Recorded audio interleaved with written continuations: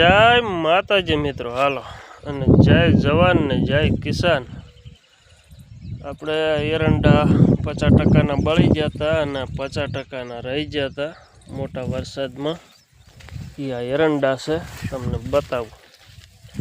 આ જો અહીંથી આ રહી ગયેલા હતા, થોડા બળી ગયા હતા ને ફેરવાયા હતા। એ આવડા થઈ ગયા છે, અમુક અમુક પાછળથી પૂરા હોય એ આવડા છે।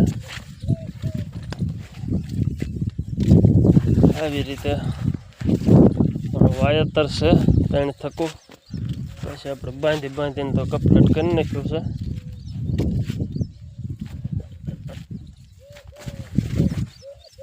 આપણે શું બધા મિત્રોએ વાવેતર કર્યું છે આ તે કોમેન્ટ કરજો, ફોટો મોકલજો તો આપણને ખબર પડે। અને ખેતી બારામાં કાંઈ માહિતી હોય તો આપણને દેતા રહીજો, કારણ કે બહુ એવી ખેતીમાં આપણને ખબર પડતી નથી।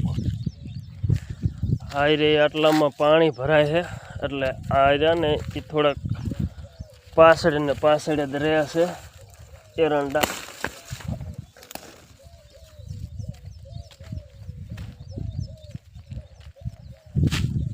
બરોબર ને, ઓલી સાઈડ જઈને બતાવું ત્યાં સુધી વિડીયો કરું બંધ।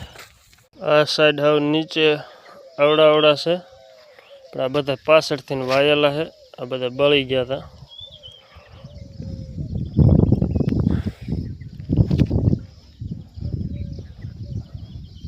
એવું છે, વચમાં થોડુંક ખાલું પડી ગયું છે, અહીંયા તો હજે નથી થતા, કારણ કે અહીંયા રેસકણ લાગે છે, એટલે 2-3 વખત વાયા પણ બળી જ જાય વારી ઘડીએ।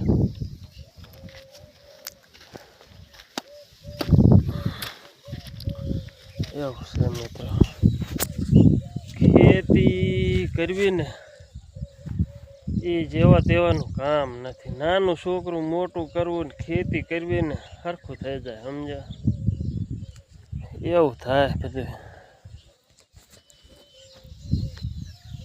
હાલો પાછા ઉપરનો ભાગ બતાવું તમને। વચમાંથી આપણે શરૂઆત કરી હતી,